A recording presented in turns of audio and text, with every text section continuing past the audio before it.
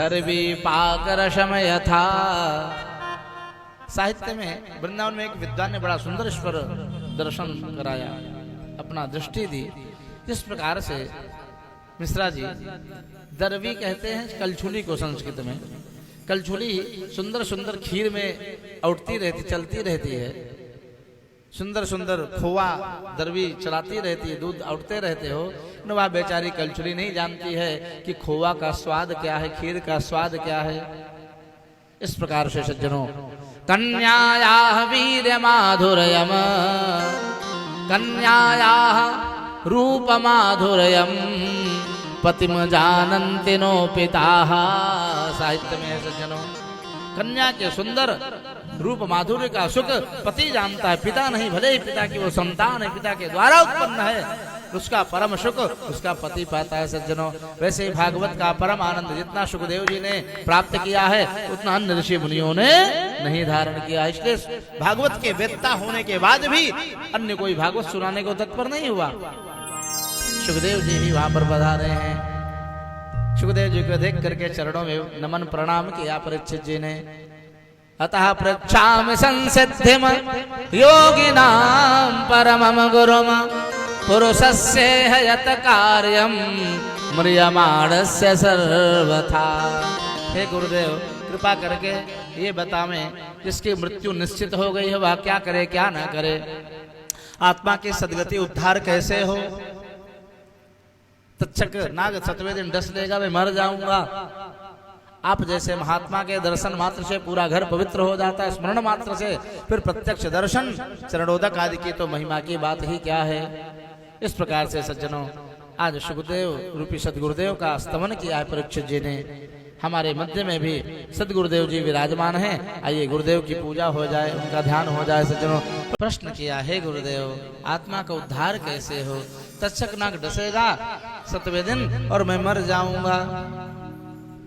आप कृपा करके कोई मार्ग बतावें, मेरी आत्मा का मार्ग प्रशस्त करें, सदगति प्रदान हो, ऐसा कोई राह दिखाइए आप। परीक्षित जी की बात को सुन करके शुकाचार्य जी महाराज बहुत प्रसन्न हो गए और मंगलाचरण करना ही भूल गए प्रिंसिपल साहब जी, और सीधे उत्तर देने लगे। वरीयाने सते प्रश्नः कृतो लोकहितम् नृप, आत्मवित सम्मतः पुंसां श्रोतव्यादिषु यः परः। हे राजर्षि परीक्षित, ते प्रश्नः वरीयान, तुम्हारा प्रश्न सर्वोत्कृष्ट है, सर्वश्रेष्ठ है, सर्वोत्तम है। जैसे इंग्लिश में चलता है ना, वो रूप आदि चलते हैं, गुड बेटर बेस्ट। प्रिंसिपल साहब जी बच्चों को खूब पढ़ाए हैं, हाई स्कूल तक हम भी पढ़े तो थोड़ा जानते हैं। थिंक थॉट आदि सब चलता है। अच्छा, जय जय। भूतपूर्व प्रिंसिपल साहब जी पधारे, बहुत बहुत स्वागत। इस प्रकार से सज्जनों, आज परीक्षित जी के प्रश्न को सुन करके आह्लादित हो गया शुकाचार्य जी का मन, और सीधे उत्तर देने लगे। मंगलाचरण भूल गए, 4थे अध्याय में मंगलाचरण आगे करेंगे। हे राजन, ते प्रश्न वरीयान, तुम्हारा प्रश्न सर्वोत्तम है, महान है, इससे बढ़ करके और कोई दूसरा प्रश्न हो ही नहीं सकता। क्यों कि लोक हितंद्र पर, लोक के कल्याण की कामना से तुमने प्रश्न किया है। तुम्हारी ही मृत्यु 7 दिन में होगी ऐसी बात नहीं है। इस विश्व ब्रह्मांड में जितने भी जीव हैं, सबकी मृत्यु 7 दिन में ही निश्चित है। कोई कितना भी रूपमान, धर्मान, विद्वान, ज्ञानी, तपस्वी हो, कहीं का पीएम, सीएम, डीएम कोई भी क्यों ना हो, सबकी मृत्यु 7 दिन में ही निश्चित है। ब्रह्मा जी ने काहू को 8 दिन नाय बनाए सज्जनों। रवि, सोम, मंगल, बुध, गुरु, शुक्र, शनि, महाजन जी, यही 7 दिन का चक्र चलता रहता है। और जिन दिनों में हम लोग खूब रसगुल्ला खाते, तस्मई खाते हैं, वही एक दिन हम लोगों का भी कोई ना कोई राम नाम सत्य वाला होगा। बोलो राधे राधे। हे राजर्षि परीक्षित, जब ये पता चल जाए मृत्यु हमारे समीप है, तो भयभीत नहीं होना चाहिए। पुण्य तीर्थ में जाकर के और भगवत चरणारविंद का स्मरण करना चाहिए। हरेर नामानुकीर्तनम भगवान के मंगलमय नामों का संकीर्तन करना चाहिए, उन्हीं के चरित्रों का चिंतन करना चाहिए, उन्हीं के लीलाओं का अवलोकन ध्यान योग से करना चाहिए। ये मैं नहीं कह रहा हूँ, बड़े बड़े सांख्य वेत्ताओं ने, वेदांतियों ने यही निर्णय दिया है। एतावान सांख्य योगाभ्याम स्वधर्म परनिष्ठितः जन्मलाभ परम पुंसाम अन्ते नारायण स्मृति। मनुष्य तन की सफलता इसी में है, मनुष्य जन्म की सफलता इसी में है कि अंत में भगवान नारायण का स्मरण हो जाए, उनका मंगलमय नाम मुख से निकल जाए सज्जनों, रूप माधुरी का चिंतन हो जाए। लेकिन सांसारिक व्यक्ति बड़ा प्रमादी होता है। प्रत्येक व्यक्ति देखता है कि ये मृत्यु लोक है, मृत्यु लोक में मृत्यु निश्चित है, ध्रुव है, कहीं ना कहीं राम नाम सत्य हो रहा है, यहाँ सब नश्वर है, फिर भी व्यक्ति अपने आप को अमर माने बैठा है। मानो देहापत्य कलत्रादि स्वात्म सैने स्वसत स्वपी तेसाम प्रमत्तो निधनः पश्यन्नपि न पश्यति। प्रत्येक चीज विनाशशील है, फिर भी व्यक्ति देखते हुए भी ध्यान नहीं देता है।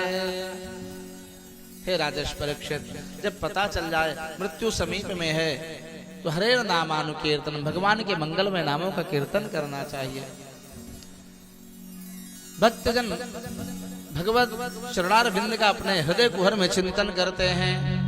केचित् स्वदेहांतर हृदयावकाशे प्रादेशमात्रं पुरुषं वसन्तं चतुर्भुजं शंखगदार्युधायुधं गदाधरं धारणया स्मरन्ति।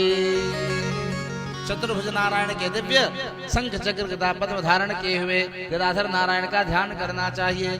जो भक्तजन भगवत चरणारविंद का चिंतन करते हुए तन का त्याग करते हैं, वे तत्क्षण मुक्त हो जाते हैं, परम धाम को प्राप्त करते हैं। लेकिन कुछ भक्तजन यदि स्वर्गलोक, महरलोक, ब्रह्मलोक का दर्शन करना चाहते हैं तो ऐसे योगी जन भक्तजन अपने दिव्य जीवात्मा को मन, अंतःकरण आदि के साथ प्रयाण करते हैं। ब्रह्मरंध्र से योगी फोड़ करके योग के द्वारा षट चक्रों का भेदन करते हैं, अनाहत आदि चक्रों का भेदन करके, और योगी स्वर्गलोक में जाता है, इंद्रादि सुख को देखता है, कैसी अप्सराएं, कैसा वहां सुख है। महर लोक को जाता है, जन लोक को, तप लोक को, और अंत में ब्रह्म लोक को जाता है। कल्पायुषो यद विबुधारमन्ते।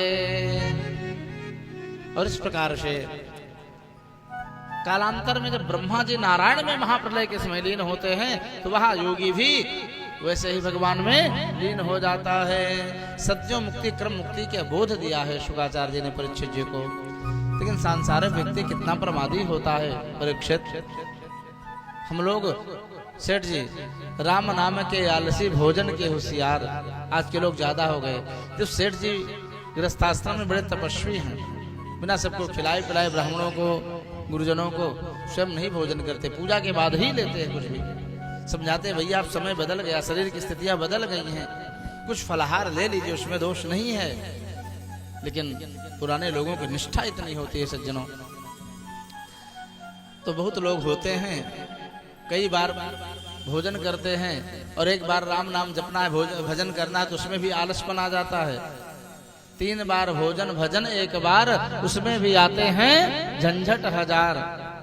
मन मेरा कहता मैं गंगा नहाऊं, गंगा नहाऊं कि जमुना नहाऊं, जाते जाते रास्ते में आ गया बुखार, उसमें भी आते हैं झंझट हजार।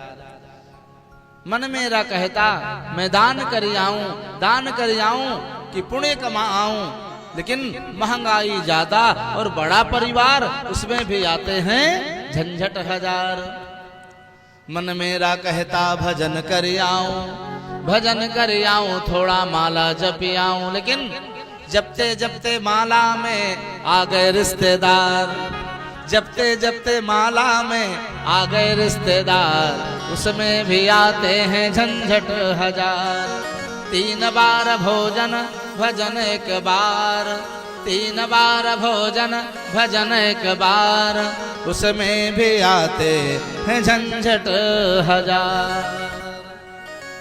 सेठ जी आप कई बार भोजन करते हो? 2 बार। बीच में तो आगे पीछे नहीं कुछ चलता। हलवा, पोहा, चाय, नमकीन कुछ नहीं खाते हैं। बड़ी अच्छी बात भैया। नहीं तो बहुत लोग 9-10 बजे बाल भोग लेते हैं, जिसे नाश्ता कहा जाता है इंग्लिश में। तो एक बार 9-10 बजे नाश्ता लेते हैं, फिर 1 बजे फूलाहार लेते हैं, और फिर जब थोड़ा भूख लगी 5-6 बजे काम करके ऑफिस से आए या दुकान से आए, बैठे बैठे शरीर थक गया, अरे देवी थोड़ा चाय पिलाओगी क्या? अरे चाय अकेली लाओ, थोड़ा बिस्कुट नमकीन नहीं है क्या? उसको भी लेके आओ। तो इसको भी तो हम लेते हैं हाफ प्लेट। शाम को भी एक बार चल जाता है, भोजन तो होगा भी 9-10 बजे, तब तक भूख कैसे सहन हो सज्जनों? तो सेठ जी 2 बार हाफ प्लेट लिया। प्रदीप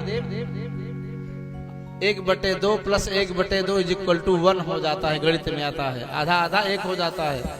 तो 2 बार फुलाहार और 2 बार स्वल्पाहार नाश्ता = 3 हो गया। बोलो राधे राधे। तो भी कहा कि 3 बार भोजन भजन 1 बार, उसमें भी आते हैं झंझट 1000।